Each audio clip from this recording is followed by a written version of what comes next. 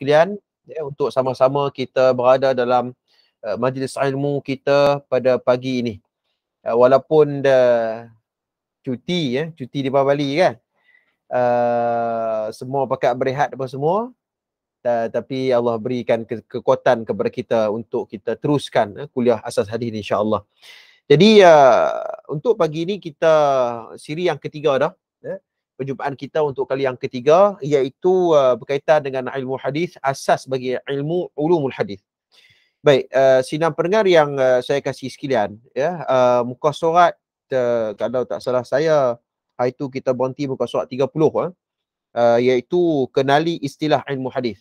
Pertemuan lepas kita dah bincang apakah nama-nama kitab yang terawal, ya, yang diasaskan oleh para ulama kita, ya. Kita dah sebut tentang Al-Imam Rama Hurmuzi, ya, sudah dia memang di antara kitab yang terawal, ya, dan juga kitab muasirin, ya, kitab yang terkini, yang menjadi salah satu rujukan pada para pengkaji hadis.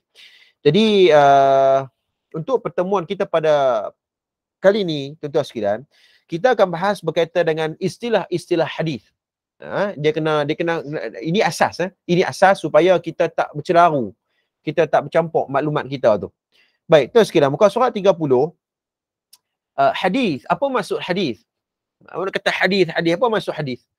Kata ulama, hadis iaitu ma udhifa ila Nabi sallallahu alaihi wasallam min qaulin aw fi'lin aw taqririn aw sifatin khilqiyah aw sifatin khulqiyah sawa'un ma kana ba'da al-bi'tsah aw ma qablaha. Ya, yang bermaksud hadis adalah apa yang disandarkan kepada Nabi SAW dari segi percakapan. Dari segi percakapan. Sebentar lagi kita akan tengok apa contoh-contohnya. Perbuatan, takrir, sifat fizikal Nabi, sifat akhlak dan juga akhlak Nabi. Sama ada selepas kerasulan ataupun sebelum kerasulan Nabi SAW. Baik, kalau kita tengok dari sudut definisi hadis ni, saya membuka beberapa kitab sebagai rujukan. Ada sebahagian yudkhil ba'dul ulama'i fi ta'rif. Ada sebahagian ulama hadis, mereka memasukkan ta'rif hadis itu au ma udhifa ila sahabi au tabi'in. Dia bukannya sekadar sandar kepada Nabi saja, bahkan sebahagian ulama hadis ma udhifa ila sahabi au tabi'in. Mereka masukkan, ya, ucapan fatwa sahabat dan juga tabi'in termasuk hadis. Termasuklah hadis. Tetapi apabila para ulama hadis mengkaji definisi ini, ya, depa campur antara ucapan fatwa sahabat dengan fatwa tabi'in, mereka memberikan satu makna, inilah maksudnya hadis. Para ulama mengkritik definisi ini. Mereka mengatakan bahawa kerana kalau kita masukkan fatwa dan ucapan sahabat dan juga tabi'in, ini bermaksud bahawa ini adalah liihtimal annahuma minan Nabi SAW fayashtamiluhuma ta'riful ladhi zakartuhu. Maknanya dia ihtimal ucapan sahabat ni ataupun ucapan tabi'in ini, walaupun ia bersifat mauquf dan maqtu', tak apa, nanti kita akan masuk. Dia hadis ni dia banyak istilah-istilah, tuan-tuan. Nanti kita akan pergi ke satu persatu. Cuma saya nak sebut ini ada berlaku sedikit tambahan di kalangan para ulama.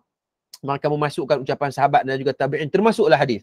Maka para ulama mengkaji tentang definisi itu tidak lengkap. Kerana ucapan sahabat dan ucapan tabi'in ini ihtimal, kemungkinan ia datang daripada Nabi dan kemungkinan itu adalah ucapan para sahabat. Nanti kita akan masuk dalam bab satu khas. Babnya ialah hadithul marfu', hadithul mauquf dan hadithul maqtu'. Kita kena tahu perbezaan itu. Cuma apa yang Dr. Sayuti, apa yang kita ada di depan kita ni, saya rasa bahawa definisi ialah bersifat jami' dan mani', cukup sempurna. Ma udhifa ila Nabi SAW min qaulin, apa yang disandarkan kepada Nabi SAW. Sebab tu bulan ni bulan Rabiul Awal, kan? Bulan Rabiul Awal, banyak masjid-masjid, surau-surau, ya, duk buat, orang kata apa, ceramah Maulid Nabi. Baru ni ada orang ceramah, saya dengar sendiri ceramah tu, ya kan? Antara hadis yang dia baca, ma'a'zama ataupun man'a'azama maulidi, sesiapa yang menghidupkan hari jadi aku, ataupun maulid aku. Dia baca hadis tu. Bila kita cek hadithun maudhu'. Hadis tu hadis palsu. Kan? Walaupun saya tegur dia, walaupun saya kata bahawa hadis ni palsu, Ustaz. Dia kata, dok, maknanya elok, Ustaz. Loh, maknanya elok tak bermakna itu hadis. Ya, walaupun maknanya, sebab tu banyak hadis maudhu' elok je maknanya. Tetapi jika disandarkan kepada Nabi, itu yang menjadi masalah. Jika disandar kepada Nabi SAW, seperti mana definisi yang kita baca ni, ma'udhifal Nabi, ma'udhifa ilan Nabi. Apa-apa yang disandarkan. Sebab tu, kalau disandar pada Nabi, kena pastikan betul-betul benda tu memang betul datang daripada Nabi, ataupun ucapan ulama, ataupun ucapan para sahabah dan sebagainya. Ini yang concern ataupun kita punya komitmen kita terhadap hadis Nabi SAW. Dia ada kesan, tuan-tuan, dia ada kesan. Nanti kita tengok apa hukum meriwayatkan hadis yang apabila mereka sandarkan kepada Nabi SAW dan bukan hadis pun, apa hukumnya. Ini ada kesempatan kita akan bahas itu. Baik, kita parti tuan-tuan definisinya. Ma'udhifa ila Nabi SAW, hadis ni adalah apa yang disandarkan kepada Nabi. Selain daripada Nabi tertolak. Ya, jangan sebut hadis. Sebab tu dalam kitab Minhajul Hadis fi Ulumul Hadis, apabila Profesor Dr. Syarah Qudah apabila membahaskan tentang apa hukum kita beramal dengan hadis sahih, bagaimana kita bertaamul, kita berinteraksi dengan hadis sahih, iaitu dengan cara dua benda. Yang pertama, i'timadihi wa amalu bima fih. Kita i'tiqad bahawa memang ia datang daripada Nabi. Yang kedua, kita berusaha untuk melaksanakannya. Kalau hadis yang maudhu' ataupun hadis yang dhaif, yang berat dan sebagainya, ya, maka orang kata apa, jangan kita jazamkan macam tu. Jangan kita qat'ikan bahawa ia datang daripada Nabi SAW. Kerana hadis dhaif. Sebab tu perkataan-perkataan seperti perlu cermat supaya kerana ia sandarkan kepada Rasulullah SAW. Baik, min qaulin, dari sudut percakapan. Muka surat 31 tuan-tuan tengok, perkataan Nabi bermaksud setiap percakapan atau perbualan baginda Nabi SAW, tidak kira dalam apa jua bentuk, sama ada perintah, larangan dan selainnya. Contoh Nabi lafaz, ya, yang bermaksud innamal a'malu binniyat wa innama likulli imri'in ma nawa. Yang ni memang Nabi sebut sendiri. Para sahabat rakamkan dan ia ialah riwayatu bil lafaz. Memang para perawi hadis ni dia riwayat hadis ni dengan lafaz sebiji-sebiji. Bahasa Kedah kata seketui-seketui. Diperiwayatkan apa yang Nabi sebut. Sesungguhnya amalan itu berdasarkan niat, dan sesungguhnya setiap seseorang baginya apa yang diniatkan. Maknanya niat itu. Ya, Allah tengok apa yang ada dalam niat kita. Baik, itu contoh. Ini disebut dalam Sahih Al-Bukhari dalam kitab Bada'ul Wahyi. Hadis yang pertama sekali. Jadi maknanya hadis ini adalah ucapan Nabi, perkataan Nabi. Baik. Yang kedua, au fi'lin. Tuan, kita pergi satu-satu kita pergi satu-satu, tak apa. Kita bukan masuk periksa pun, kan? Tak masuk periksa, cuma kita berdiskusi, kita berbincang, kita tak payah kalut lah, kita pergi satu-satu. Kan? Kalau ada isu-isu yang untuk kita ulas, kita akan ulas. Baik. Yang kedua iaitu perbuatan Nabi, yang bermaksud setiap perilaku, tindak tanduk dan gerak-geri Nabi SAW pada hakikatnya merupakan satu bentuk tunjuk ajar amali dan para sahabat baginda. Maknanya, bila Nabi buat, bila Nabi bertindak, bila Nabi melakukan satu perkara, ia adalah salah satu ilmu. Ia menjadi satu tunjuk ajar amali kepada para sahabat, dan para sahabat meriwayatkan itu kepada tabi'in dan seterusnya atau tabi'in sampailah kepada kita. Sama ada ia berbentuk cara ibadat, aktiviti harian, hubungan dengan keluarga, etika bermasyarakat, akhlak, keterampilan dan lain-lain. Jadi ini bermaksud bahawa amalan Nabi. Kalau kita tengok dalam beberapa contoh-contoh, para ulama memberikan di antara contoh mithlul fi'lin Nabi, contoh perbuatan Nabi, iaitu dalam satu hadis yang diriwayatkan oleh Sahih Muslim dalam Kitabul Masajid, dalam Sahih Muslim, hadis yang sahih, ra'aitu Nabi SAW ya'umun nasa wa Umamatu binti Abi Al-As wa hiya ibnahu Zainab binti Nabi SAW ala aqitihi. Ya, satu hari ketika mana Nabi salat, Nabi dukung ya, Zainab binti Muhammad. Nabi dukung anaknya sendiri. Kemudian faidza raka'a wa wada'a, kemudian apabila Nabi raka'a dan Nabi sujud, ya, Nabi letakkan anak perempuan tu di lantai. Para sahabat tu tengok. Ini perbuatan Nabi. Para sahabat tengok dan sahabat lihat. Wa idza rafa'a min sujud a'adaha, kemudian bila Nabi berdiri, Nabi qiyam balik, Nabi angkat anaknya sendiri dan Nabi dukung.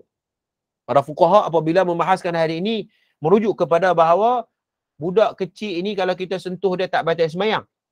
Sebab hari ini ada orang timbul persoalan, ya, ada orang yang tak sunat lagi, budak-budak yang tak sunat lagi. Budak-budak yang tak sunat kalau sentuh kita batal ayat sembahyang. Tuan-tuan bisa dengar tak apa dia maklumat ni?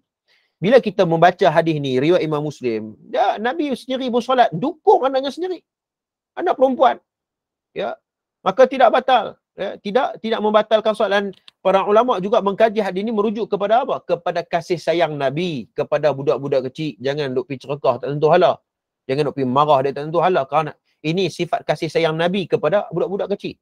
Dan hal ini apabila Nabi melakukan perkara tersebut, ia menjadi satu ilmu, sesuatu maklumat ataupun cara ibadat yang boleh para sahabat mengambil contohnya, ya, apa dia boleh ambil pegang dan juga letak balik apa dia budak kecil itu, ya, supaya mententeramkan budak kecil itu. Mungkin tak lagi kalau dia biar kita solat, dia biar tak lagi dia terkejut, dia pergi kacau orang lain dan sebagainya, ya. Maka ini satu ilmu. Baik, au takririn ataupun takrir. Takrir bermaksud, kata Dr. Sayuti, sesuatu perkara yang dilakukan di hadapan baginda Nabi SAW atau sampai ke pengetahuan baginda tentang sesuatu perkara yang telah dilakukan oleh seseorang. Namun baginda tidak menegahnya dan tidak menzahirkan kebenciannya terhadap perbuatan tersebut. Bahkan baginda berdiam diri dan membiarkannya. Diamnya Rasulullah SAW dianggap sebagai persetujuan baginda atas perkara tersebut. Sebab tu ada orang apabila mengkaji tentang takrir Nabi, ya, ikrar Nabi itu bermaksud bukan sekadar Nabi setuju. Bahkan kalau Nabi tak suka pun itu merujuk kepada takrir Nabi. Sebab kita duk faham bahawa bila Nabi senyap, Nabi tak bantah, ya, bermaksud bahawa inilah takrir. Tak. Kadang-kadang Nabi membantah dengan cara tindakan, ya, dengan cara, ya, dengan lagak yang Nabi tunjuk kepada sahabat. Ya, larangan dan juga persetujuan. Ia juga termasuk dalam ikrar takrir Nabi sallallahu alaihi wasallam. Kalau kita tengok dalam satu contoh, dia tak ada dalam kitab ini, tuan-tuan tengok dalam ada beberapa kitab mithlut takrir, seperti contoh takrir Nabi ini tuan-tuan sekalian, dalam Sahih Al-Bukhari dalam Kitabul Jumu'ah nomor hadis 946, la yusalliyanna ahadun al-'asri illa fi Bani Quraidah فأدرك بعضهم العصر في الطريق فقال بعضهم لا نصلي حتى نأتيها وقال بعضهم بل نصلي لم يرد منا ذلك. Satu hari Nabi pernah bagi tahu kepada para sahabat, Nabi kata, jangan kalian solat asar melainkan di perkampungan Bani Quraidah. Nabi cakap macam tu. La yusallina ahadun al-'asr illa fi Bani Quraidah. Jangan hampa pergi semayang solat asar sehinggalah hampa sampai dekat kampung Bani Quraidah. Kemudian para sahabat apabila berada dalam pemusafiran, ya, mereka berbeza pendapat. Para sahabat ni berbeza pendapat. Ada para sahabat mengatakan bahawa mereka faham la yusallina ahadun al-'asri illa fi Bani Quraidah. Itu para ulama di kalangan para sahabat berijtihad mengatakan bahawa, ya, pertama dengan mentakhir salat asar, ya, sampailah kampung Bani Quraidah, maknanya mentakhirkan, melewatkan solat asar. Bila sampai dekat Bani Quraidah, kampung Bani Quraidah, barulah sembahyang asar dekat situ. Itu ijtihad pertama sahabat. Ijtihad kedua para sahabat, mereka kata dah, bukan maksud Nabi macam tu. Maksud Nabi di situ ialah apa? Iaitu bila masuk saja waktu solat, jangan tunda, jangan lewatkan, solat terus. Jadi apa tuan-tuan, apabila berlaku dua situasi ini, ijtihad di kalangan pendapat di kalangan para sahabat, maka rujuk kepada Nabi. Ya, fadzukira lin Nabi sallallahu alaihi wasallam falam yu'anf wahidan minhun. Ya, faqad aqarra Nabi sallallahu alaihi wasallam man shalla fi tariqi fil waqt al-'asr wa man shalla ba'da al-wusuli Bani Quraidah. Nah, hadis disebut dalam Sahih Al-Bukhari. Bila depa cerita macam tu, yang mana betul ni ya Rasulullah? Nabi kata dua-dua betul. Dua-dua betul. Kan? Nah, dan hal ini merujuk kepada apa? Takrir Nabi. Nabi mengikrarkan dua-dua. Maknanya betul. Sebab tu tuan-tuan, kalau kita tengok dalam satu kaedah usul fiqh, ya, mengatakan la yunkarul mukhtalafu fihi wa innama yunkarul mujtama'u alaih. Ini dalam ilmu usul fiqh. Jadi tak adalah hadis ni, tapi dia ada kaitan lah tuan-tuan. Ya, yang bermaksud apa? Yang bermaksud la yunkiru mukhtalafun fihi. Tidak harus mengingkari sesuatu perkara yang termasuk dalam perkara khilaf. Nah, kita jangan duk ingkar orang. Maknanya kita jangan duk hentam orang dalam benda khilaf. Kena faham khilaf apa? Khilaf mu'tabarah. Khilaf yang masih lagi dalam ruang lingkup, ya, yang diizinkan oleh ahli sunnah wal jamaah. Itu maksudnya. Bukannya khilaf asalkan ada khilaf. Oh, tak apa ada khilaf. Oh, tak apa ada pendapat dalam kitab ni. Oh, tak apa ada qaul ni sekian. Belum, jangan macam tu. Itu tidak ada disiplin. Sebab tu dalam kaedah fiqhiyah juga menyebut idza dhaqat ittasa', idza tasa' dhaq. Jika terlalu luas perlu disempitkan, ya. Jika sempitkan perlu diluaskan. Nah, hari ni timbul isu contohnya timbul isu tuan-tuan sekalian hari ni berkaitan dengan zikir hu. Lama dah isu ni, lama dah. Cuma saya pernah ulas, ya, berkaitan dengan zikir hu ni, ya. Sebab ada orang yang cuba untuk membolehkan, ya, zikir hu ni. Kita katakan bahawa bila kita mengungkapkan hujahan-hujahan tertentu, mereka mengatakan bahawa ini khilaf. Oh, jenuh macam tu tuan-tuan. Apa saja ada dalam kitab semua dia buat nama khilaf. Tak boleh tuan-tuan. Perlu melihat kepada tawabit. Mereka menggunakan perkataan mereka menggunakan ayat Al-Quran. Inna Ibrahim malahalimun awwahum munib. Mereka mengatakan bahawa zikir itu zikir, itu merujuk kepada nama Allah. Bila kita tengok ayat Al-Quran itu, ya, inna Ibrahim malahalimun awwahum munib, ya, itu bermaksud apa? Itu adalah sifat awwah. Itu sifat tawadhu' Nabi Ibrahim ketika mana berdoa kepada Allah. Ya, kalau kita tengok dalam kitab-kitab tafsir, ya, tafsir Al-Muyassar, tafsir At-Tabari, ya, lihat tafsir yang besar. Mereka kata inna Ibrahim kathirul hilm. Nabi Ibrahim ni bila berdoa, tuan-tuan sekalian, ia berdoa dalam keadaan yang penuh dengan tawadhu', khusyuk. Ya, la yuhibbul mu'ajalatul bil iqab, dan Nabi Ibrahim takut, tak mau Allah azabnya dengan cepat, maknanya takut dengan azab Allah tu. Kathirut tadarru' ila Allah. Itulah yang dimaksudkan dengan inna Ibrahim la halimun awwah. Orang yang silap faham, dia kata bahawa oh, Nabi Ibrahim sebut itu menuju kepada nama Allah. Tak tahulah dia takwil macam mana Quran pun dia tak tahu. Ya, tafsir apa yang dia guna. Ya, lihat saja dalam tafsir At-Tabari sendiri. Ya, dalam tafsir At-Tabari menyebut bahawa, ya, walaupun ada sebahagian min ba'dul aqwal mengatakan Allah itu nama Tuhan, tetapi itu hanya qaul sahaja. Imam Tabari memang ada, saya merujuk kepada tafsir Tabari, memang ada, tetapi itu hanyalah qaul saja. Qaul saja, tidak ada nas. Dan tidak ada kalam ulama yang mengatakan begitu. Ya, yang hanyalah bermaksud Allah itu ialah merujuk kepada sikap Nabi Ibrahim apabila berdoa dalam keadaan yang khusyuk, yang khudu', ya, yang kembali kepada Tuhan. Ini juga disebut oleh Mujahid dalam tafsir At-Tabari.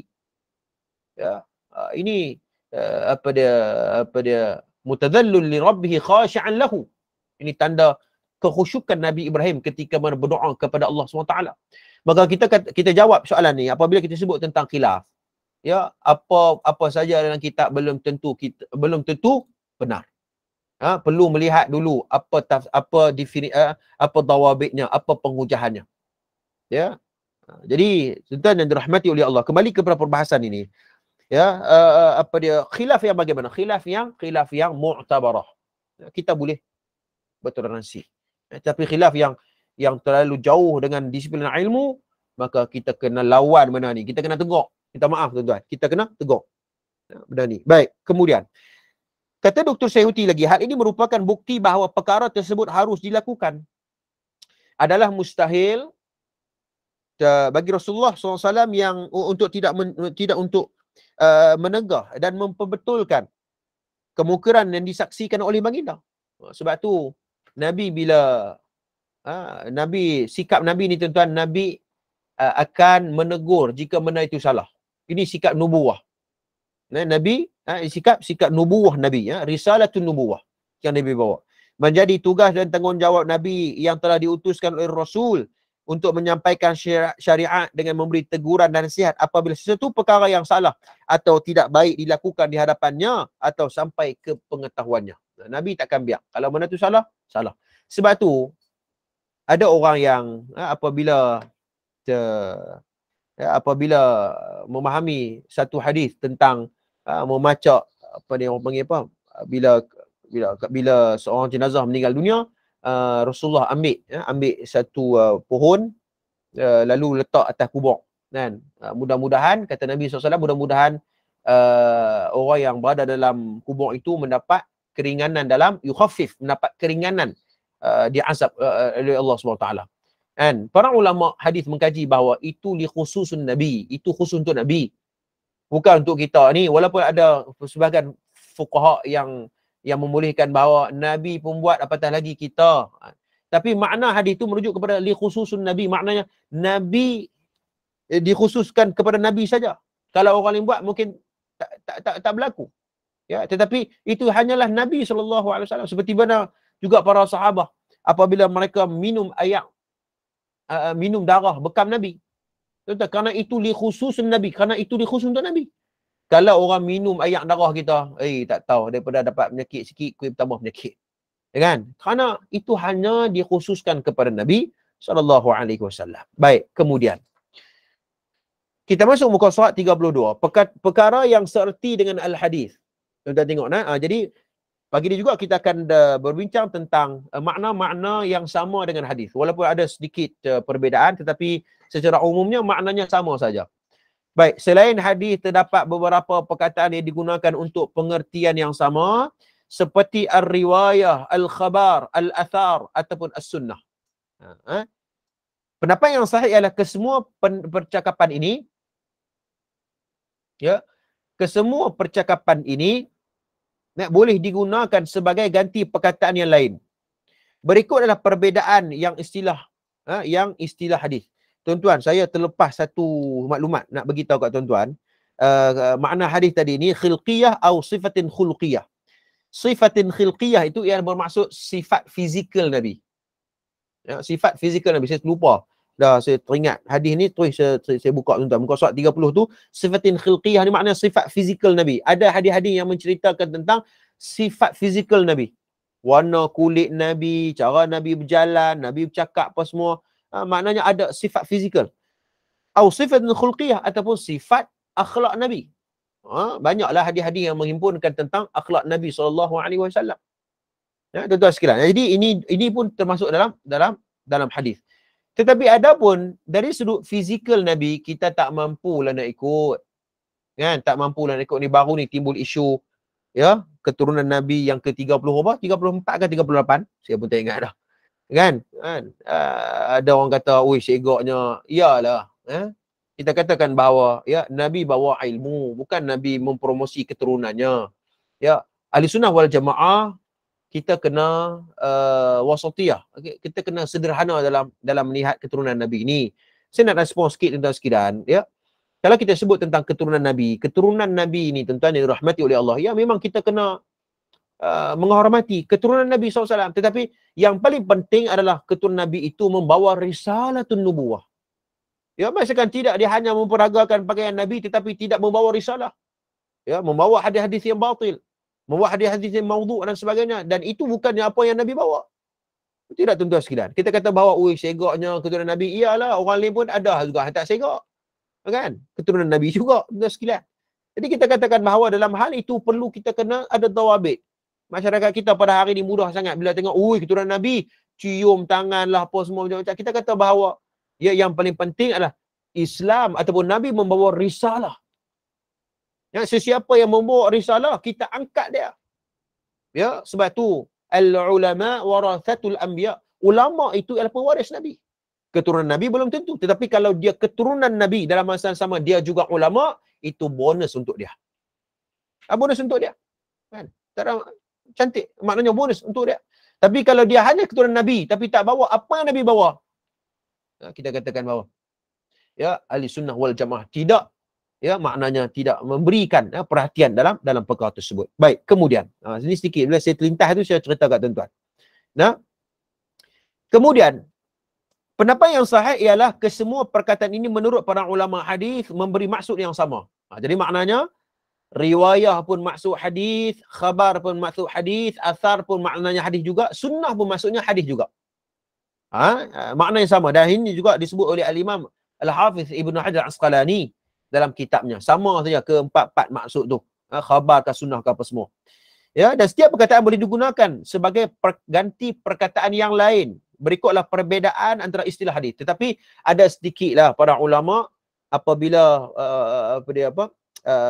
memberikan definisi setiap lafaz itu, riwayah, khabar, sunnah dan athar, ada sedikit perbezaan. Tetapi ala kulli hal secara umumnya maknanya sama saja.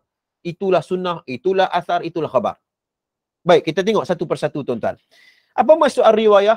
Ada orang kata riwayah ini dan sebagainya. Apa maksud riwayah? Para ulama bersepakat mengatakan bahawa perkataan riwayah boleh digunakan untuk setiap perkataan sama ada kata-kata, syair dan cerita yang dinukil atau disampaikan dari seorang kepada seorang yang lain.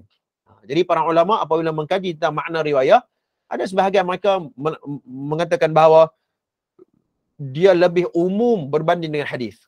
Ya, kerana apa? Riwayah ini mungkin dia termasuk kata-kata ataupun para syuara mengungkapkan syair-syair ataupun menukilkan cerita-cerita tertentu yang bukannya hadis. Tetapi hanya sekadar riwayah. Kan? Diriwayatkan cerita sekian-sekian, diriwayatkan cerita sekian-sekian. Riwayat juga. Jadi riwayah ni ada sebagian ulama mengatakan dia bersifat umum. Dia bersifat umum, lebih luas maknanya berbanding dengan hadis. Hadis ni hanya sandar kepada Nabi saja. Baik. Yang kedua, maksud khabar, Al-Hafiz Ibn Hajar Asqalani mengatakan bahawa al-khabar adalah sama makna dengan hadis, iaitu khusus untuk perkataan, perbuatan dan keadaan baginda Nabi SAW. Maknanya Ibn Hajar kata apa? Sama saja. Macam saya sebut tadi ni. Secara umumnya sama. Namun ada sebahagian ulama, mereka memberi definisi bahawa khabar dan hadis adalah dua perkataan yang mempunyai makna yang berbeza. Dia kata ada perbezaan, tak sama. Iaitu hadis ialah perkataan dan perbuatan Nabi saja. Maknanya hanya fokus kepada ucapan Nabi dan perbuatan Nabi. Manakala khabar itu perkataan dan perbuatan selain daripada Nabi. Maknanya mungkin khabar sahabat, khabar tabi'in, ya, khabar orang-orang yang meriwayatkan satu cerita dan sebagainya, itu bermaksud khabar. Ini sebagian ulama. Tapi Ibn Hajar kata apa? Sama saja. Jadi kita jangan duk pening-pening. Sebab apa nak kena cerita maklumat ni? Ya, kenapa tak mau ada ambil satu-satu definisi saja? Sebab nanti, kehadapan nanti, ya, kalau tuan-tuan lebih mendalam dalam ilmu hadis, tuan-tuan akan jumpa. Tentu akan jumpa, ustaz ni kata khabar ni kalam sahabat ataupun kalam tabi'in dan sebagainya. Yang ustaz ni kata kalam hadis Nabi. Oh, rupanya ada metodologi tertentu. Apabila para ulama dia menggunakan istilah-istilah tertentu. Baru kita tahu, oh rupanya dari sudut definisi pun ada perbezaan di kalangan para ulama. Begitu. Jangan kita duk pening-pening. Ya. Tapi secara umumnya sama saja makna. Dan sebahagian ulama pula berpendapat khabar adalah umum meliputi perkataan dan perbuatan Nabi dan juga selain daripada Nabi, sedangkan hadis adalah khusus kepada perkataan dan perbuatan Nabi. Maknanya khabar ada sebahagian kata selain daripada Nabi pun termasuk makna khabar juga. Baik. Makna athar mengikut istilah ulama fiqh. Para fuqaha mengatakan bahan Khurasan. Ulama Khurasan. Khurasan ni kat mana tuan-tuan? Dia kalau tak salah saya Uzbekistan. Tu dia punya hak jenis Tantan tu. Kan? Yang negara-negara Tantan tu, saya tak ingat berapa-berapa. Di antara Uzbekistan, ulama-ulama fuqaha Khurasan, kalau tak salah saya, Imam Bukhari, Imam Muslim itu ialah dia datang daripada bumi Khurasan. Ramai ulama-ulama yang muncul di bumi Khurasan itu. Ramai tuan-tuan. Baik, para ulama fiqh, fuqaha Khurasan memberikan definisi makna athar ialah innal haditha ismun lil marfu' wal atharu ismun lil mawquf 'ala sahabati wat tabi'in. Yang bermaksud hadis adalah istilah bagi hadis marfu'. Maknanya apa maksud hadis marfu'? Pula dah. Sebab tu tuan-tuan sekalian, ilmu hadis ni dia banyak istilah. Kalau sebab tu kalau ulum hadis kita tak kemas, ulum hadis kita tak tajam, ya. Kalau tuan-tuan masuk dalam perbincangan ilal, masuk dalam perbincangan al-jarh wa ta'dil, dia akan jadi pening. Sebab istilah-istilah tu kita nak kena hafal, nak kena hafal sikit. Kan, dan sebagainya. Makna nak kena faham. Kalau tak hafal pun faham, bagi faham. Hadis marfu' ni tuan-tuan, kata al-Imam al-Baiquni dalam Manzumah al-Baiquniyah mengatakan bahawa wa ma udhifa lin-nabi al-marfu', apa-apa yang disandarkan kepada Nabi. Maknanya dari sudut sanad itu sekalian sempurna. Tabi'in, sahabah sampailah kepada Nabi. Memang sanad kepada Nabi. Ya, ini itu marfu'. Ya, hadithun marfu'. Hadis marfu' bagi kepada dua tuan-tuan. Marfu' as-sarih dan marfu' al-hukmi. Tak apalah, nanti kita akan masuk pada pertemuan akan datang. Apa maksud hadis marfu' as-sarih dan apa maksud al-marfu' al-hukmi? Dan apa hukumnya?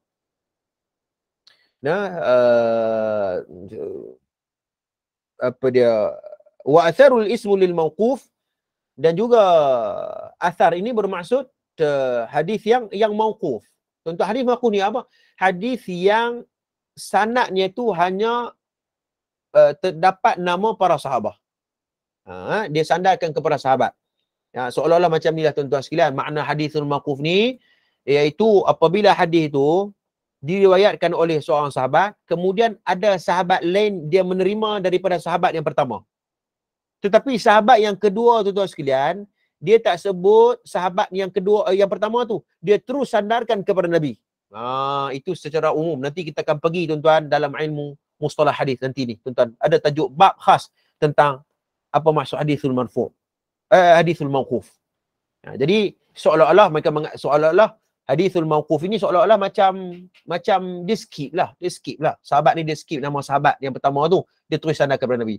Para ulama mengatakan bahawa mauquf dia boleh jadi sahih, dia boleh jadi dhaif, dan dia boleh jadi hasan.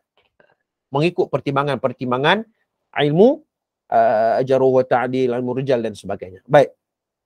Ala sahabati wa tabi'in. Sebab tu kata para fuqaha Khurasan mengatakan bahawa hadis itu bermaksud hadis yang marfu' saja. Kalau athar ini merujuk kepada ucapan para sahabat dan tabi'in. Dia berkata macam tu. Oleh yang demikian, Al-Imam Muhammad bin Al-Hasan telah menamakan kitab beliau yang menghimpunkan hadis-hadis mauquf dengan nama Kitab Al-Athar. Begitu juga Al-Imam Al-Ghazali dalam Ihya Ulumuddin telah menggunakan ta'rif ulama fiqh Khurasan ini.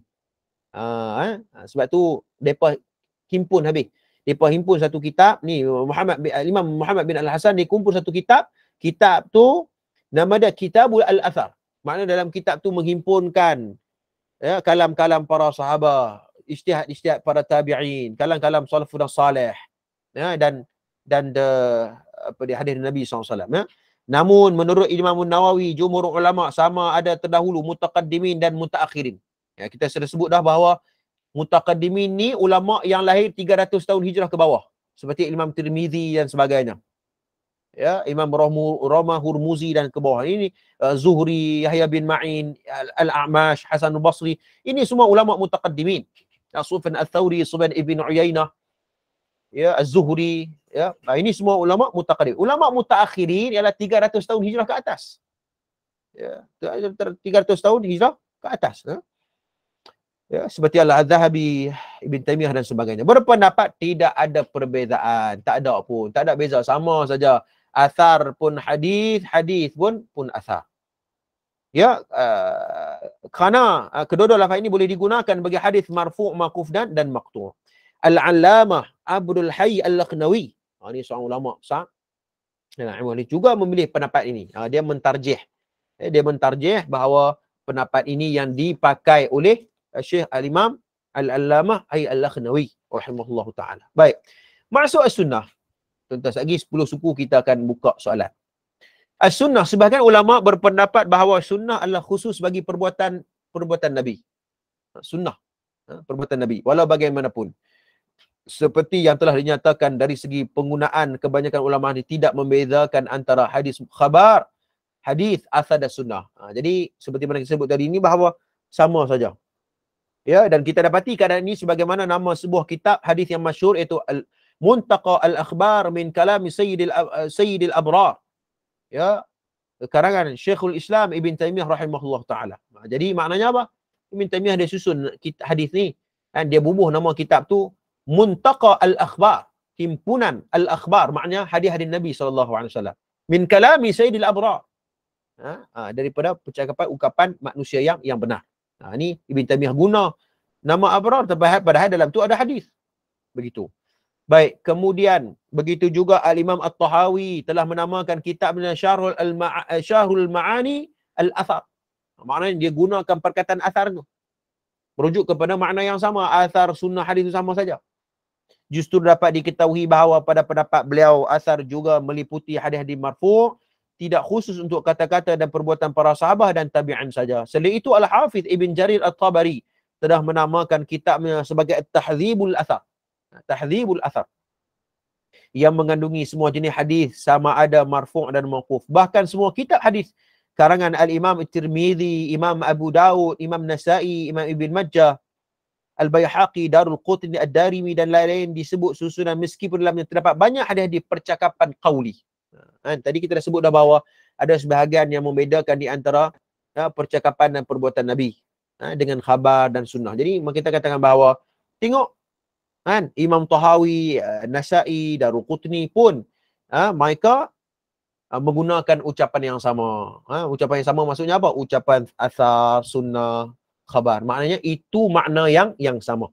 Jangan kita duk pening-pening kepala, tuan-tuan. Baik, kemudian muka surat 35. Istilah-istilah yang berkaitan dengan sanad dan matan hadis. Ini untuk asas lah. Untuk asas kita nak kenal ya apa maksud perkataan apa dia yang ataupun istilah-istilah yang digunakan berkaitan dengan sanad dan matan. Baik, sanad. Apa maksud sanad? Sanad ialah rantaian para perawi yang meriwayatkan sesuatu hadis. Sanad dikira daripada perawi yang pertama sehinggalah perawi yang terakhir yang disebut dalam teks hadis. Istilah sanad juga dinamakan untuk perbuatan menyebut atau menyatakan rantaian perawi bagi satu hadis. Maknanya apa? Sanad tu adalah rantaian sanad. Jalur sanad tu.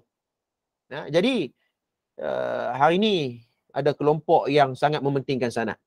Betul tak tuan-tuan? Apapun nak sanad. Nak balut serban pun sanad, kitab pun sanad. Kita katakan bahawa bukan salah sanad tu. Sanad tu di antara salah satu usaha para ulama ataupun salah satu sunnah ataupun salah satu cara bagaimana para ulama menjaga dan memelihara agama ini. Ya. Tetapi dalam konteks kita pada hari ini cukup kita berpada dengan muhaddis-muhaddis yang terakhir. Kerana ya zaman pentadwinan, zaman penyusunan hadis Nabi itu sudah habis. Ya, kita sudah ada kitab Sahih Al-Bukhari, cukuplah kita berpada dengan sanad yang telah dikumpulkan oleh Imam Bukhari. Cukuplah kita berpada dengan sanad yang telah dikumpulkan oleh ulama-ulama kutubus sittah tu, Tirmizi, Abu Daud, Nasa'i dan sebagainya. Begitu juga Muwatta' Imam Malik, ya, Darul Qutni dalam dan sebagainya. Maka cukup kita berpada kepada muhadis itu. Sebab tu saya kata bahawa ya hari ni orang duk kata mesti kelas sanad, mesti kelas sanad. Tapi bila kita cek balik ucapan-ucapan mereka, kita tengok jauh pun dengan disiplin sanad.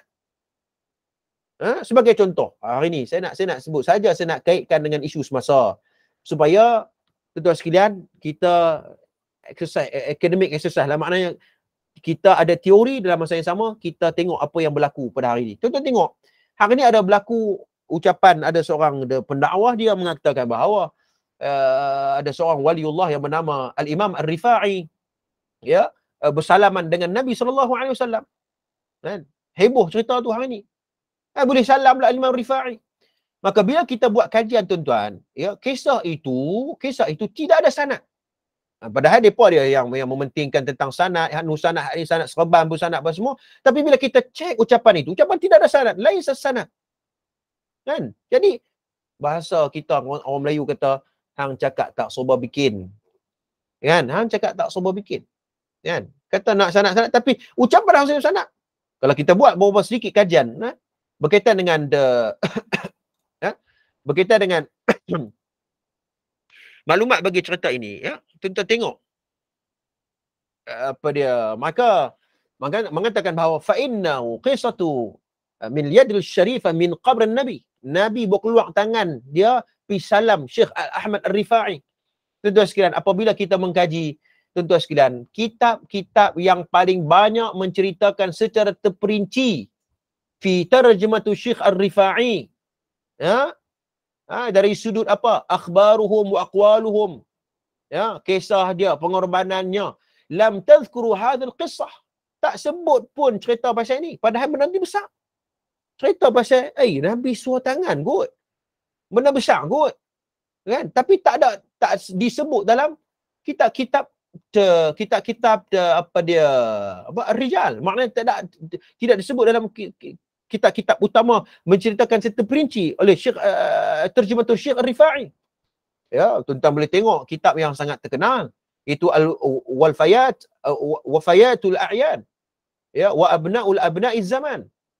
Ya, apa dia, kitab ni apa dia, cerita tentang Khalkan, lahir wafat 681 Hijrah. Dalam buku tu tak ada pun cerita pasal ini. Kan? Dan tuan-tuan boleh tengok juga dalam kitab Syudzuzatul Zahab. Syudzuzatul Zahab, fi akhbari man zahab li Ibn Ammad. Pun tak ada cerita, dia wafat 1089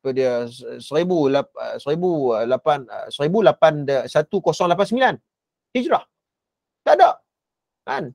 Apatah lagi kalau kita tengok dan rujuk kitab Syiar I'lamun Nubala oleh Imam Zahabi.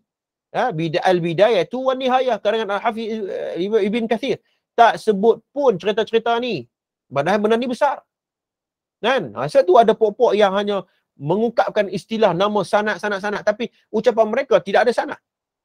Ya, saya sebut benda ni kerana benda kalau pelik sangat ni tuan-tuan kita kena sebut. Ya? Tapi kalau benda yang dalam ikut ijtihad ataupun dalam ikut khilaf, kita boleh okeylah khilaf lah. Tapi kalau bab benda-benda yang fakta dan hujah ini, maka datangkan sammu rijalakum, datangkan sanad, mana sumber? Kerana mereka, tuan-tuan sekalian, ya, mereka merujuk kepada ajib, tuan-tuan. Ya? Mereka merujuk kepada ucapan Imam Suyuti.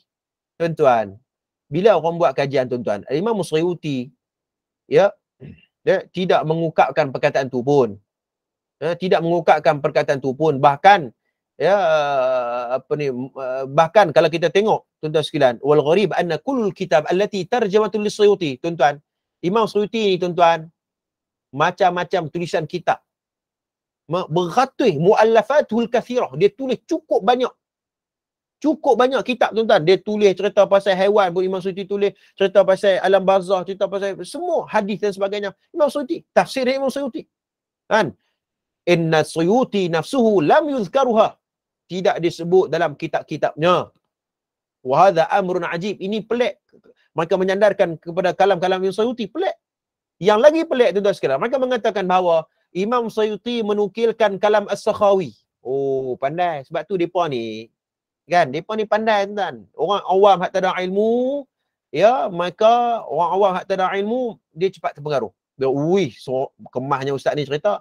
Kita katakan bahawa, ya, kalau kita tengok manhaj ataupun kita tahu zaman Suyuti dan As-Sakhawi ni, tuan-tuan sekalian, inilah satu mana mereka ini orang kata apa?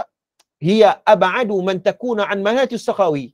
Suyuti cukup banyak tak setuju dengan Sakhawi. Bagaimana Suyuti menukilkan ucapan Sakhawi? Kan?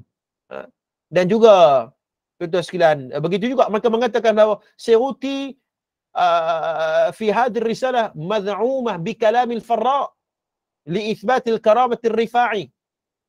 Dia kata Imam Suyuti ambil ucapan seorang ulama nama dia Al-Farra. Dia ambil ucapan daripada seorang ulama nama dia Al-Farra, lalu menthabitkan kepada Imam Rifai salam dengan Nabi SAW.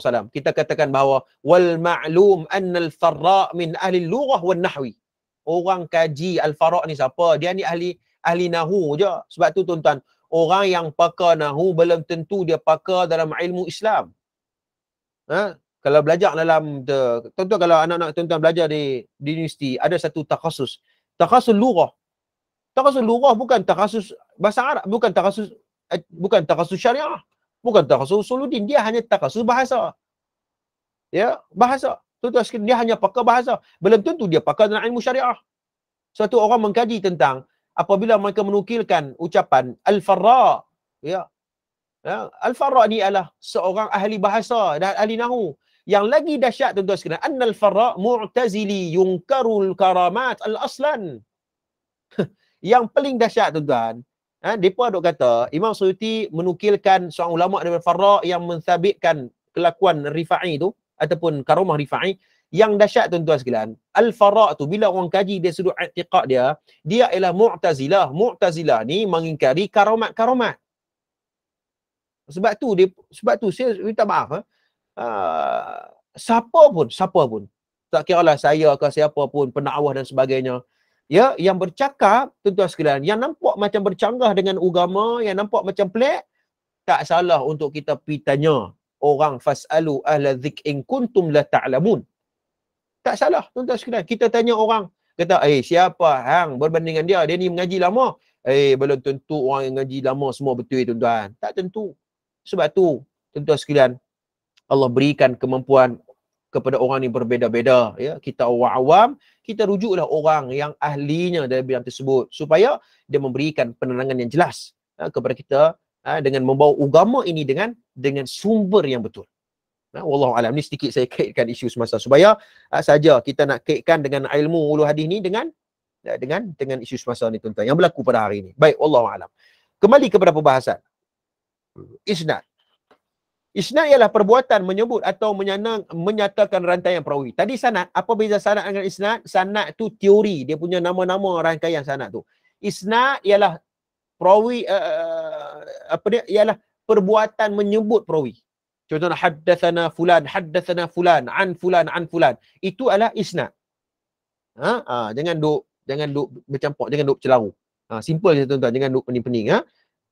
Baik, matan adalah teks hadis. Seperti mana kita tahu bahawa matan adalah teks hadis. Ya, dia ada ilmu mengkaji tentang matan hadis. Disebut sebagai ilmu naqdun nusus, naqdul matan. Saya di master di USM, kami ada satu subjek khas, iaitu bagaimana kami nak mengkaji ataupun nak mengkritik matan-matan hadis Nabi yang bercanggah dengan maklumat-maklumat yang lain. Ada cara dia tuan-tuan. Disebut dalam satu subjek khas, dia sebut sebagai naqdul matan. Bagaimana kaedah untuk kita mengkritik matan-matan yang bercanggah dengan hadis, bercanggah dengan Quran, bercanggah dengan fakta sains, ya, bercanggah dengan ada satu buku yang saya kira bahawa cukup baik tuan-tuan, belilah buku Profesor Madya Dr. Muhammad Rozaimi Ramli, iaitu buku ni bagaimana metodologi memahami hadis. Dalam buku ni tuan-tuan saya rasa cukup baik untuk kita ni baru nak mula-mula untuk memahami hadis Nabi SAW ni. Dalam buku ni dia melihat bagaimana beberapa kaedah untuk kita memahami teks hadis tu. Yang pertama ialah hadis tu mestilah dia memahami hadis berdasarkan bahasa Arab. Maksudnya mesti kena faham bahasa Arab.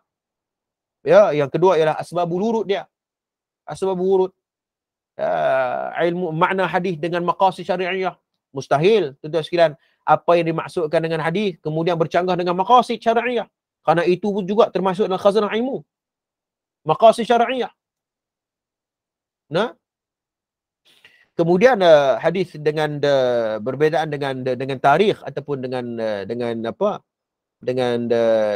Allah SWT Muhammad, dengan sejarah, dengan fakta sejarah. Ya, hadis yang bercanggah dengan hadis yang lain. Maknanya matan hadis bercanggah dengan matan hadis yang lain. Ya, banyaklah tuan-tuan boleh rujuk dalam kitab ni, bagus untuk pembacaan kita. Baik, kemudian musnid. Musnid itu apa? Musnid ialah orang yang meriwayatkan hadis secara bersanad.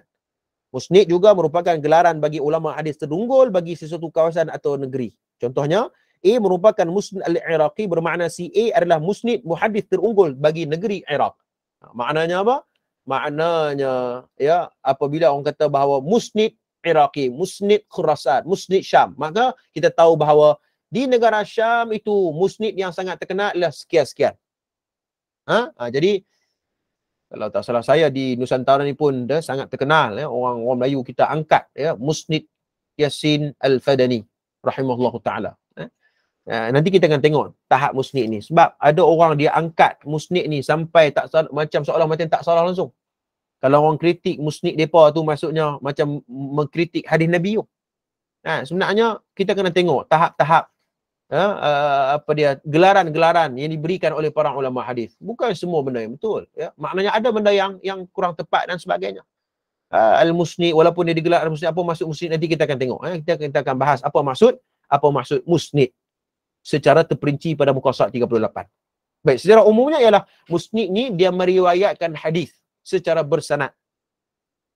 Dia secara bersanad. Baik, kemudian musnad. Apa maksud musnad? Tadi musnid ni musnad. Musnad itu para ulama membahagikan 3 makna. 3 makna. Pertama ialah kitab hadis yang mengikut nama sahabat. Sebab tu orang mengatakan bahawa kitab-kitab yang menghimpunkan nama para sahabat iaitu kitab Musnad Imam Ahmad. Kerana kitab Musnad Imam Ahmad itu Imam Ahmad mengumpulkan hadis-hadis yang para sahabat meriwayatkan. Tuan-tuan tengok dalam bab dalam kitab Musnad semua nama sahabat. Abu Bakar, Umar, Aisyah, Osman dan sebagainya. Maka Imam Ahmad disusun hadis mengikut nama para sahabat. Contoh Abu Bakar riwayat hadis apa. Jadi dia susun satu bab. Itu nama Kitabul Musnad. Kitabul Musnad. Yang kedua, yang bermaksud hadithul marfu' yang diriwayatkan dengan sanad bersambung tanpa putus, muttasil. Maknanya muttasil yang bermaksud hadis yang ada sanad bersambung sampai Nabi. Itu juga disebut sebagai musnad. Disebut sebagai musnad. Yang ketiga, isnad, iaitu menyatakan sanad bagi hadis yang telah disebut tanpa sanad.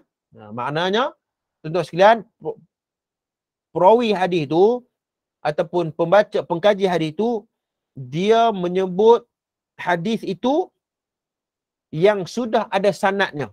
Itu maksudnya.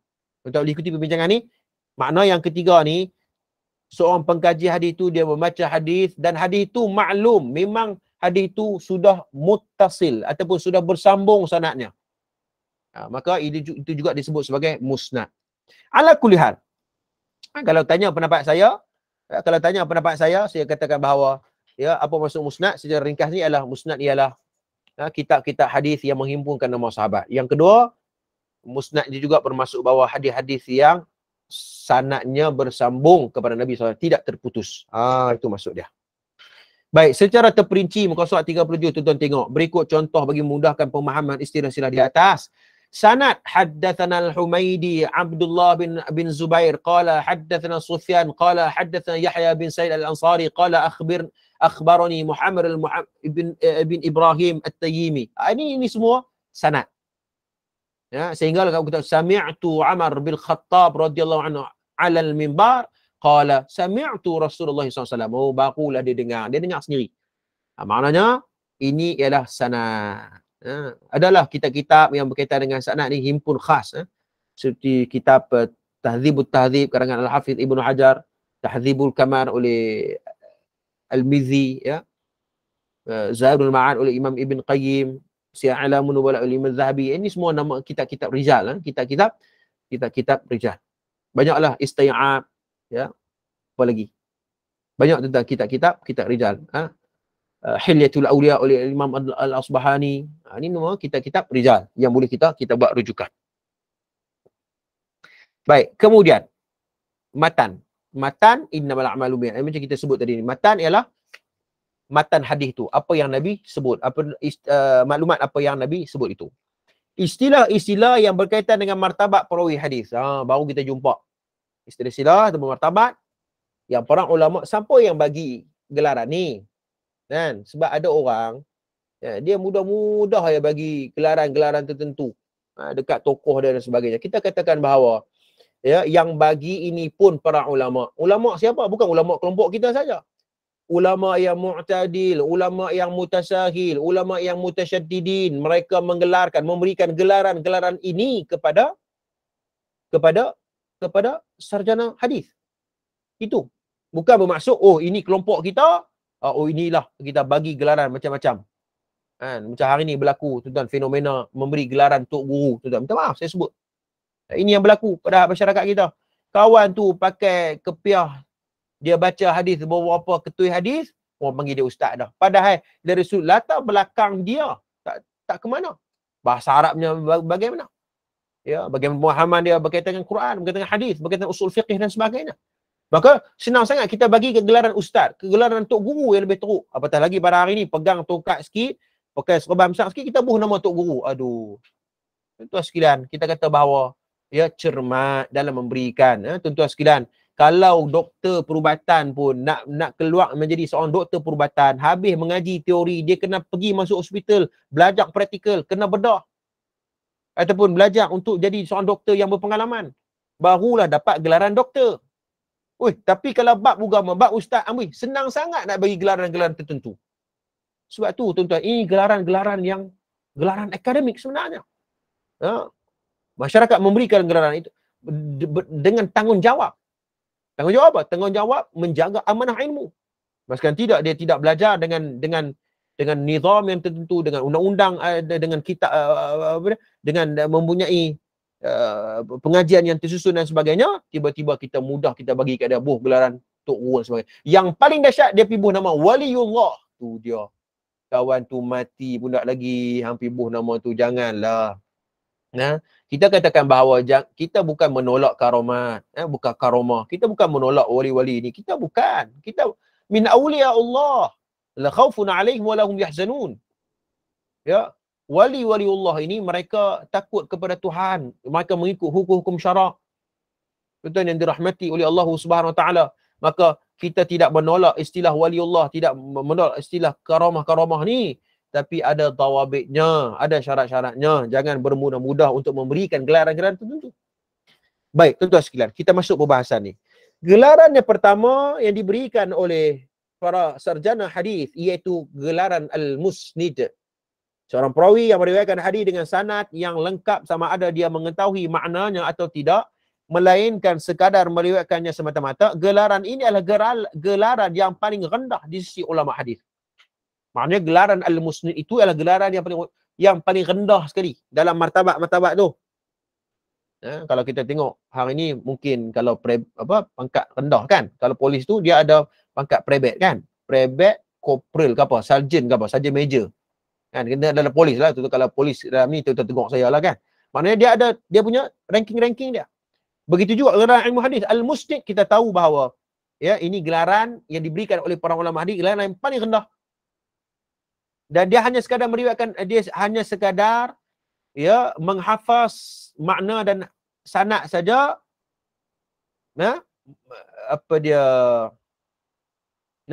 Dan tidak, orang kata apa, tidak disyaratkan gelaran al-musnid ini sama ada dia faham ataupun tidak. Kita boleh memahami dia hanya hafal. Dia hanya hafal dan riwayatkan. Hafal hanya riwayatkan saja. Tetapi bila orang tanya dia tak faham. Itu pun satu masalah juga kan. Hari ni kan sebab tu hadis ni tuan-tuan, selain daripada menghafaz, dia kena memahami. Dia kena memahami isi kandungan hadis Nabi SAW. Baik, yang kedua al-muhaddith. Al-muhaddith merupakan gelaran yang diberikan kepada seseorang yang melibatkan diri dalam ilmu hadis serta mempunyai pengetahuan mengenai sebahagian besar hadis dan para perawi pada zamannya. Ini al-muhaddith. Pada masa kini, gelaran al-muhaddith adalah merujuk kepada seseorang yang melibatkan diri secara ikhlas dalam kajian-kajian berorientasikan hadis dan pengajiannya. Maknanya dalam konteks kita pada hari ini pun boleh juga disebut juga golongan muhaddith. Apa dia? Orang yang memberikan sepenuhnya. Orang yang pengkaji hadis. Ulama-ulama hadis zaman kita ni yang mereka ni ikhlas dalam menuntut ilmu. Dia alim. Ya, berkaitan dengan teknikal hadis, perbahasan hadis. Kita katakan dia ialah muhaddith. Ya, dan mereka berkeupayaan tinggi dalam melakukan kajian, menjelidik perihal para perawi hadis melalui aspek al-jarh wa ta'dil dengan merujuk kitab-kitab hadis yang utama. Maknanya dia ada kemampuan. Sebab tu ustaz-ustaz yang terjun dalam bidang ni tuan-tuan, dia kena ustaz-ustaz yang pandai, yang genius juga tuan-tuan. Hari ni fenomena kita, masyarakat kita pada hari ni, ustaz-ustaz nak hantar pergi mengaji agama, dia hantar orang hak paling dah tak tahu nak pergi ke mana. Sekolah hak ni tak pergi, sekolah hak cemerlang pun tolak dia, lah kali kita pergi hantar sekolah agama. Lah kali baru sekolah agama. Macam mana nak lahirkan cendekiawan Muslim ataupun ulama-ulama yang genius? Sebab tu kalau kita belajar ilmu hadis tuan-tuan, kita akan tengok betapa geniusnya ulama-ulama hadis ni. Bukhari-nya Masya Allah cukup hebat tuan-tuan. Maulana Asri mengajak Sahih Bukhari cukup genius, objektif, rasional. Cukup banyak tuan-tuan sekalian.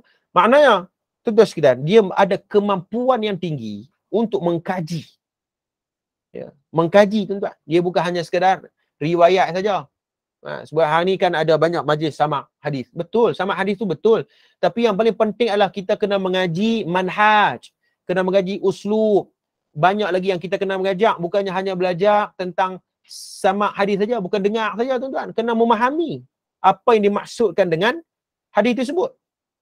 Tuan-tuan, muslimin, muslimat yang dirahmati oleh Allah Subhanahu wa taala, dengan ilmu ajar wa ta'lil cukup teknikal tuan-tuan. Di samping itu, mereka juga mempunyai pengetahuan luas berkenaan sumber-sumber hadis dan para perawi.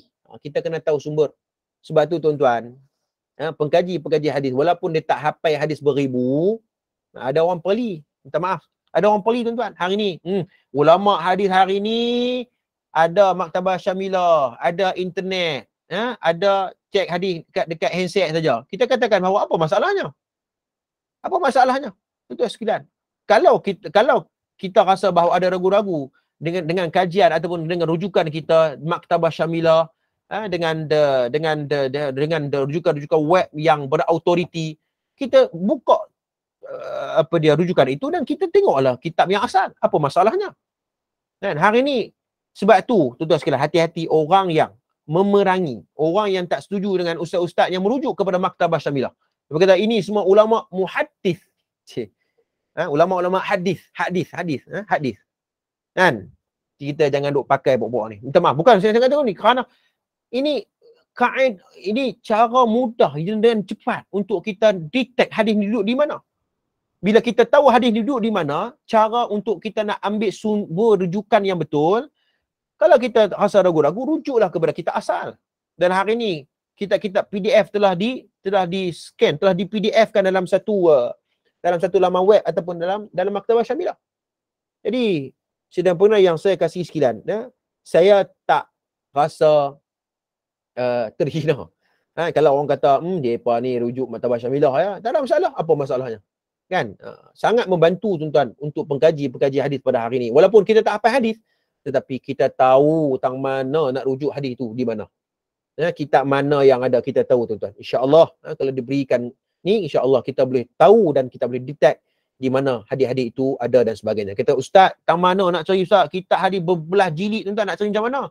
Itu saya kata bahawa kemampuan yang tinggi untuk dia tahu dan kemampuan yang luas untuk dia tahu di mana sumber-sumber rujukan utama bagi ilmu hadis dan sebagainya. Kadang-kadang dia tak tahu nak rujuk kitab hadis tang mana. Dia rujuklah kitab hadis maudhu'at lah, apa hadis-hadis yang palsu, yang tidak ada sanad dan sebagainya, dan yang bermasalah dan sebagainya, sehingga ia meriwayatkan hadis-hadis yang bermasalah. Ini masalah. Betul sekali. Tapi bila orang tegur, dia kata, oh yang ni pandai-pandai, ulama dah tulis dah hadis. Inilah masalah masyarakat kita pada hari ini tuan-tuan sekalian. Serta menguasai metod untuk berinteraksi dengan hadis Nabi mengikut keadaan, tempat dan sebab. Sebab tu metodologi ni penting. Ada satu subjek khas dalam ilmu hadis ni tuan-tuan. Lepas habis tuan-tuan belajar ilmu hulu hadis ni tuan-tuan, ada satu lagi subjek lain. Disebut sebagai manahij muhaddisin. Saya ada kitab dia. Ada kitab. Manahij muhaddisin. Kitab ni menghimpunkan manhaj-manhaj ulama-ulama hadis dalam menyusun kitab-kitab hadis mereka. Dia ada istilah-istilah tertentu yang digunakan oleh para ulama. Sebab tu ada perbahasan di kalangan para ulama hadis. Maka mengatakan bahawa hadis aku lebih menggunakan hadis dhaif berbanding dengan qiyas. Ada mengatakan bahawa ini adalah ucapan Imam Ahmad, ada yang mengatakan bahawa ini ucapan Imam Hanafi. Apabila kita mengaji, kata Imam Ibn Tiyah rahmatullah alaih, bahawa yang dikatakan aku lebih utamakan hadis dhaif itu merujuk kepada hadis hasan. Tetapi telah dikritik oleh Syekh Abdul Fattah Abdul Ghuddah, mengatakan bahawa, tetapi kalau tanya saya cenderung kepada pendapat Ibn Taymiyah rahimahullah ta'ala, mengatakan bahawa hadis yang dimaksudkan Imam Ahmad itu adalah hadis hasan, kerana istilah itu belum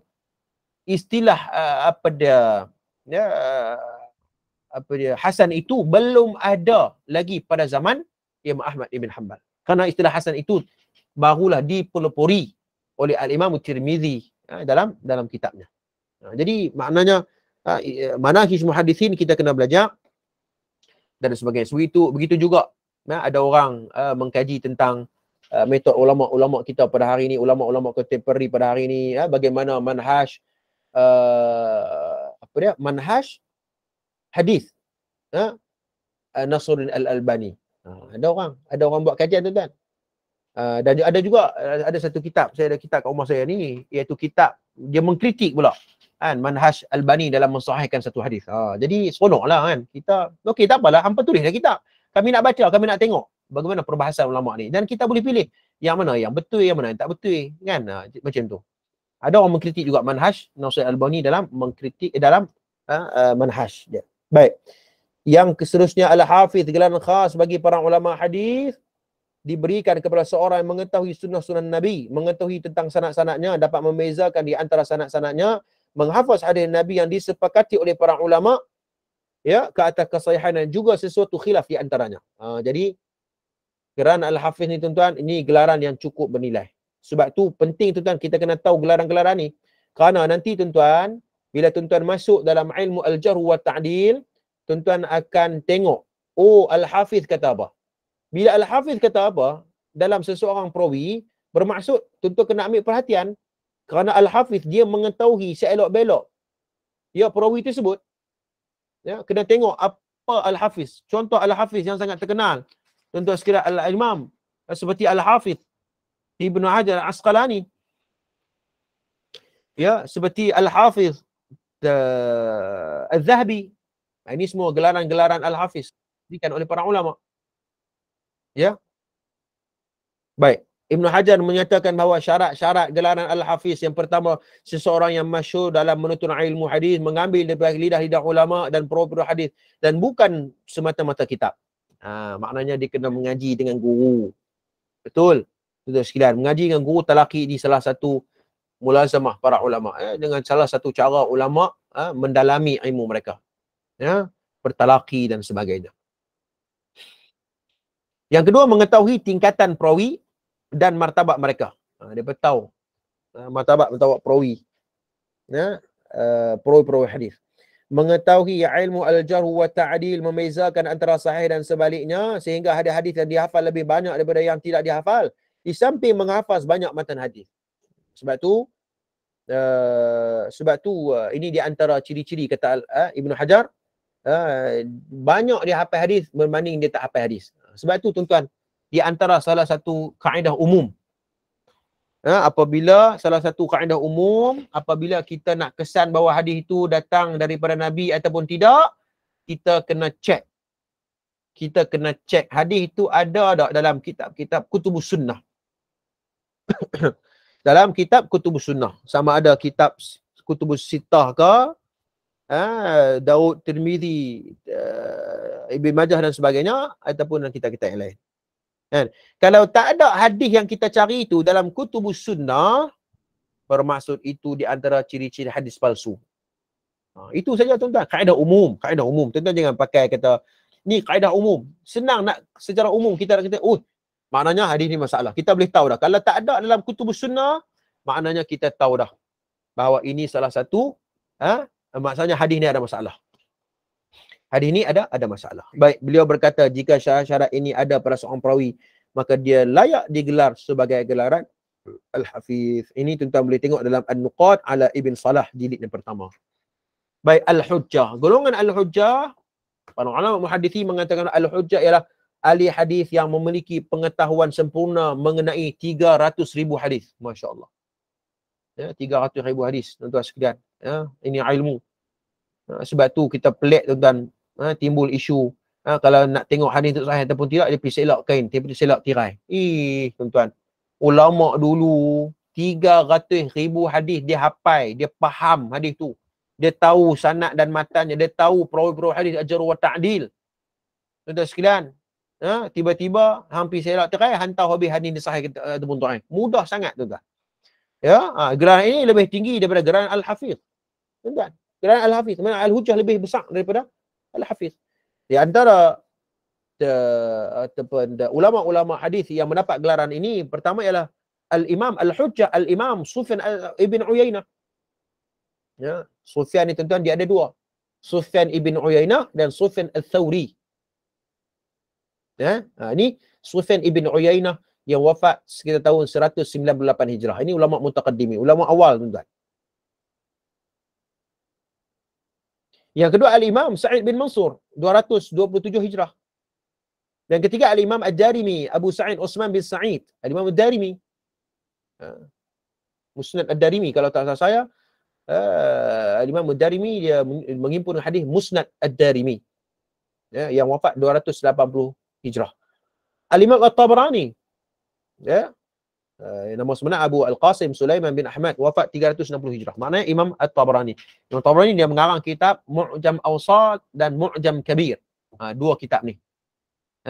Dan yang kelima Al-Imam Ad-Diya Al-Maqdisi, yang wafat 643 Hijrah dan lain-lain. Ramai lagi lah tuan-tuan. Ini di antara ulama-ulama yang berikan hujah itu. Baik, kemudian Al-Hakim menurut kaedah bahasa Arab, Al-Hakim berasal daripada perkataan hakim yuhkam. Dan hakim bermaksud seseorang yang dilantik untuk menghakimi sesuatu hukum kepada manusia. Kerana ini juga digunakan sebagai al-qadhi. Fuqaha juga mengambilkan perkataan hakim ini sebagai gelaran kepada qadhi, orang yang mengeluarkan hukum. Menurut istilah Al-Hakim adalah gelaran bagi seorang ahli hadis yang berpengetahuan luas dan mantap tentang hadis, dan ada dan hanya sedikit saja hadis-hadis yang tidak diketahuinya. Dan gelaran ini dikatakan lebih tinggi kedudukannya daripada gelaran Al-Hujjah. Maknanya Al-Hakim lagi tinggi. Tuan-tuan, siapa gelaran Al-Hakim?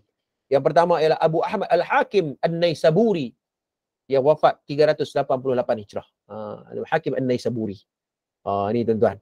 Kena kenal ni nama-nama besar ni. Abu Abdullah Al-Hakim Muhammad bin Abdullah An-Naisaburi. Ya, begitu juga. Soal lagi Al-Hakim 405 Hijrah. Pengarang kitab Mustadrak As-Sahihain. Ini dua orang individu yang berbeza. Jangan samakan. Ini dua orang individu yang berbeza.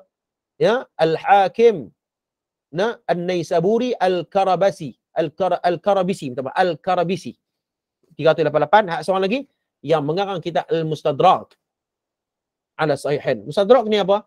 Mustadrak ni tuan-tuan, nama kitab dia Al-Hakim Naisaburi, dia menghimpunkan hadis-hadis yang tidak ada dalam kitab Bukhari Muslim tetapi mengikut syarat-syarat Bukhari Muslim.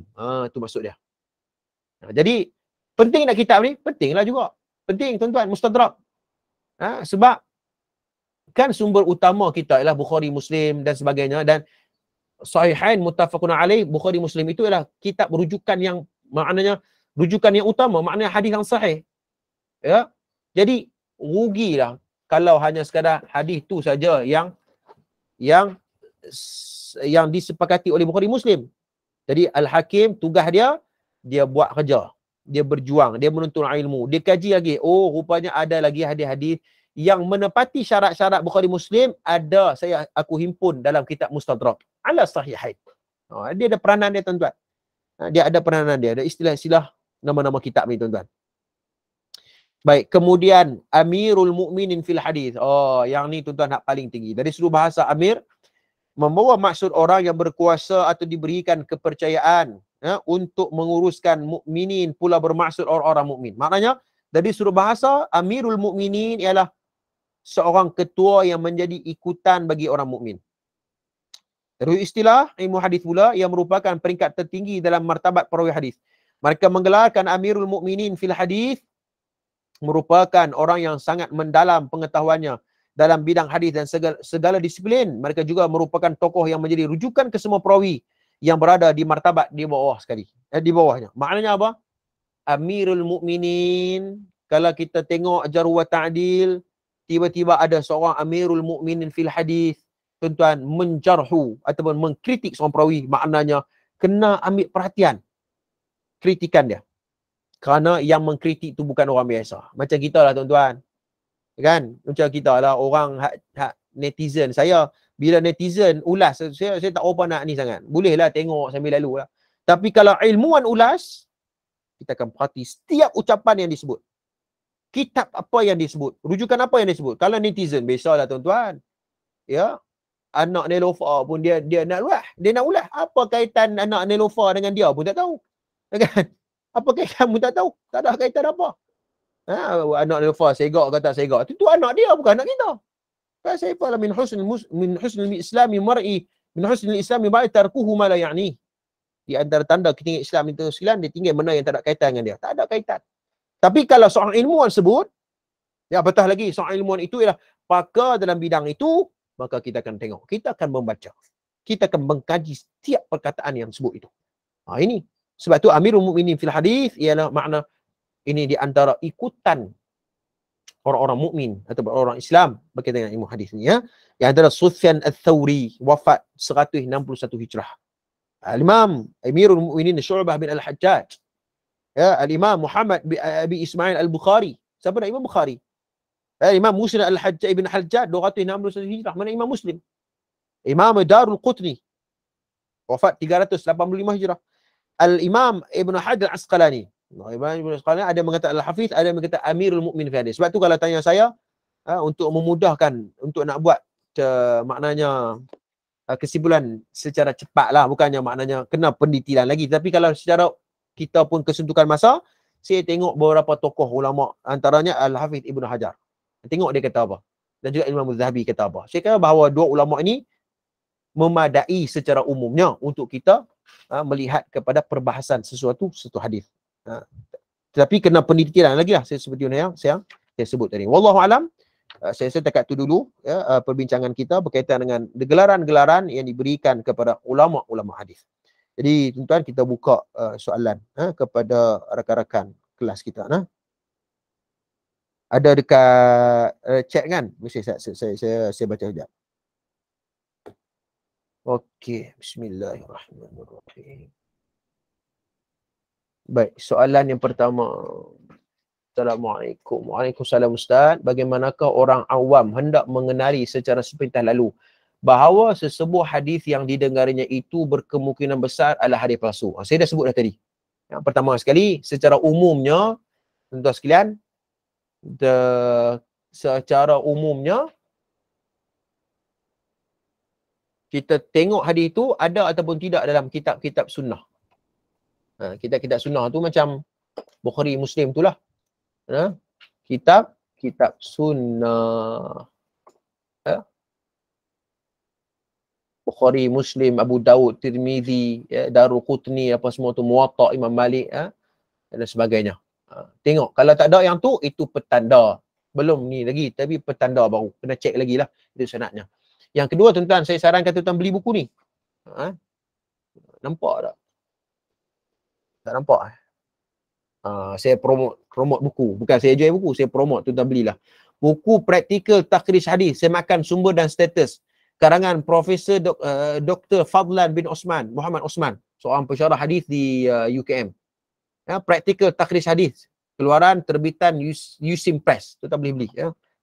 Harga baru berapa ringgit saja. Tuan-tuan boleh beli. Macam mana praktikal dia. Dalam buku ni cukup baik. Dia cerita secara perinci macam mana web apa yang sesuai untuk kita cek. Kalau guna Maktabah Syamilah macam mana, macam mana kita nak cari perawi hadis. Cukup syok tuan-tuan buku ni. Cukup bagus tuan-tuan beli. Macam itulah sebentar. Dan secara senang, bukan senang, secara cepat tuan-tuan boleh tengok dalam dorar.net tu. Dorar.net. Tuan-tuan tulis sebahagian daripada hadis tu, tuan-tuan type dan dia akan keluar, tuan-tuan sekalian. Hadis itu sama ada siapa perawinya, komentar-komentar ulama hadis berkaitan dengan serta hadis itu. Jadi kita boleh dapat detect secara cepat. Baik, soalan yang kedua.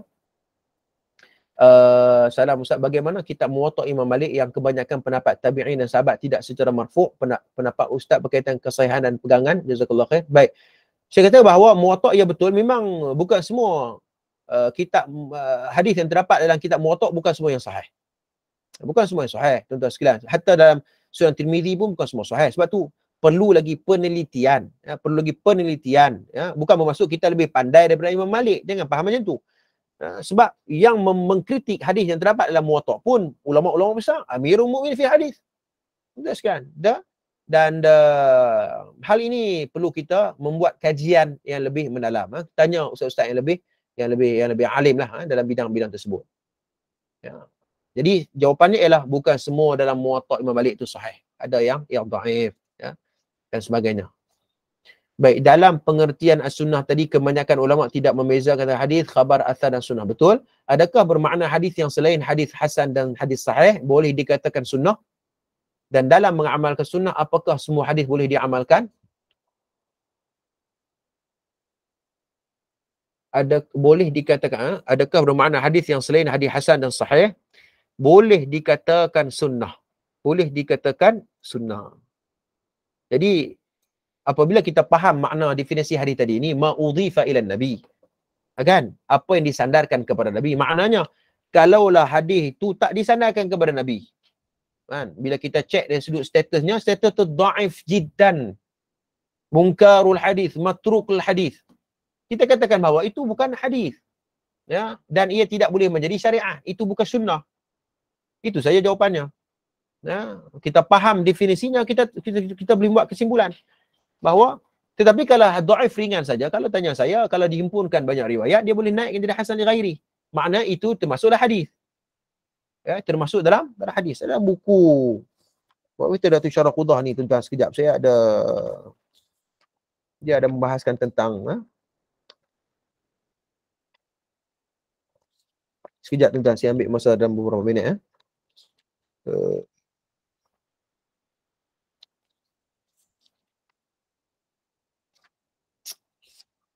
Saya nak baca dia punya matan dia sekejap. Mana dia? 193.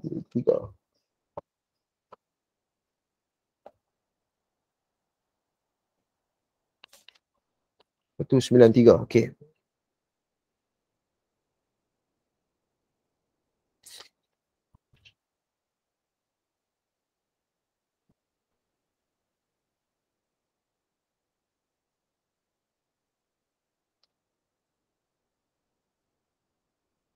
Dia saya tak jumpa sekejap. Dia cari lalat kalang kabut ni dia ni tu sekejap.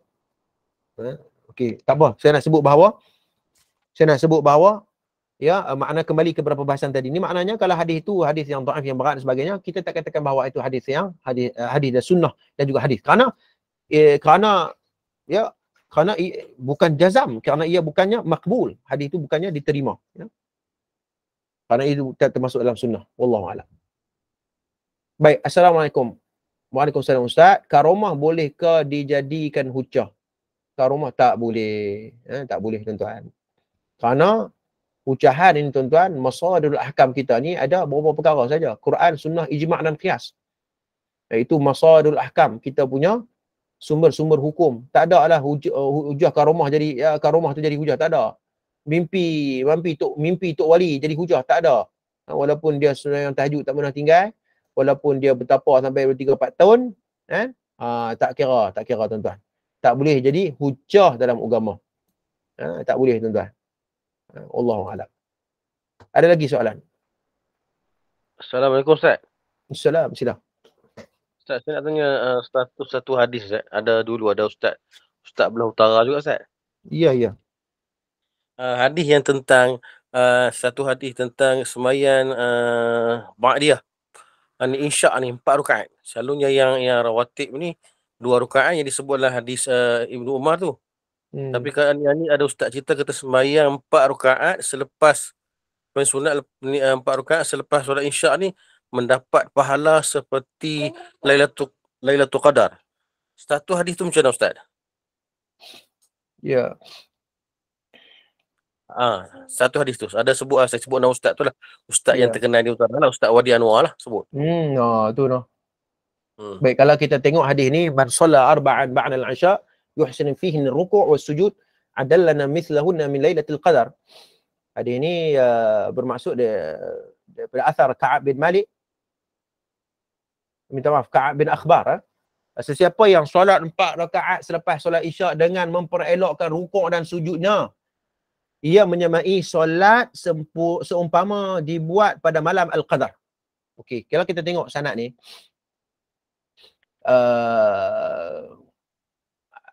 banyak hadis ni dhaif, sebenarnya hadis ni dhaif, dan banyak asar ataupun riwayat sahabat melakukannya, dan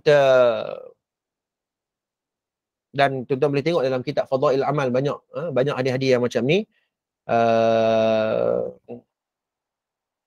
Namun tuan-tuan boleh tengok sekejap. Hadis ni kesemuanya dhaif. Secara asasnya hadis ni dhaif. Okey. Hadis dhaif. Hadis dhaif dan kalau kita tengok komen Nasruddin Al-Albani, hadithun qad sahha mauqufan an jami'il min sahabah, al-hadis tentang kelebihan 4 rakaat lepas mayang isyak tu yang mauquf adalah sahih dari sekumpulan para sahabat. Dan Ibn Syaibah meriwayatkan seumpama dengan daripada Aisyah bin Mas'ud, Ka'ab bin Mut'i dan Mujahid dan sebagainya. Kesemua sanad ini sehingga kepada mereka semuanya adalah sahih. Melainkan saat Ka'ab. Riwayat ini sekalipun mauquf, ia boleh difahami bahawa hukum marfu' kerana ia termasuk perkara yang tidak boleh disebut berdasarkan akal seperti yang jelas. Baik. Maknanya hadis ini disandarkan periwayatan ini dhaif, tetapi athar sahabah. Athar sahabah ni maknanya ungkapan para sahabat, ya, mereka mengungkapkan perkataan ini. Dan ucapan-ucapan ini ucapan yang sahih. Namanya ucapan sahabat, bukannya hadis. Ini ialah ucapan sahabat. Tapi dalam bab fadail saya kira bahawa agak longgar dalam bab fadail, tapi ia tidak boleh menjadi satu orang panggil apa, satu hukum yang baru bagi hal ini.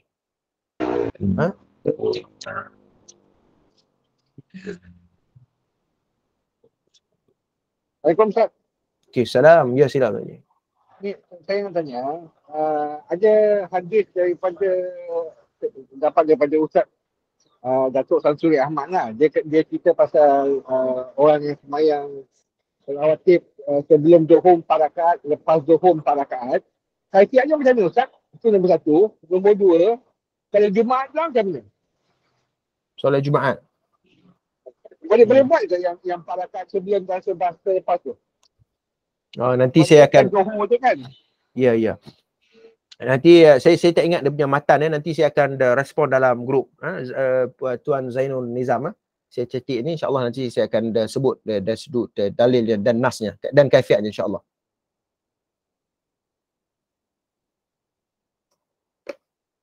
Ada soalan lagi tak?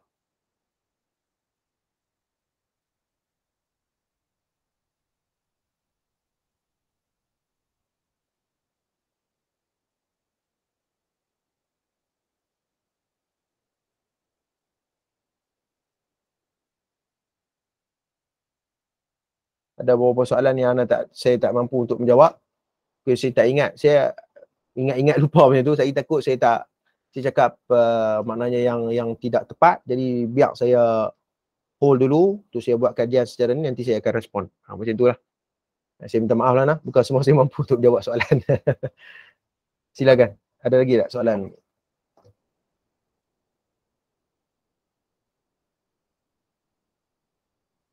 Okey, kalau tak ada soalan, kita jumpa nanti pada pertemuan akan datang. Bila hari esok malam, insya-Allah, untuk buku kisah-kisah tidak sahih di meja penceramah. Jadi insya-Allah dekat tu dulu. Minta maaf semua atas kekurangan daripada saya. Insya-Allah kalau ada soalan lagi, tuan-tuan boleh tulis di ruangan WhatsApp, nanti saya akan respon lah. Saya lagi seronok bila saya sebut ni berdasarkan nas dan rujukan-rujukan, supaya bila cakap ni dengan teliti dan cermat, bila kita cakap atas dasar ilmu. Wallahu alam. Dekat dulu, terima kasih semua. Assalamualaikum warahmatullahi wabarakatuh. Waalaikumsalam. Waalaikumsalam. Ustaz.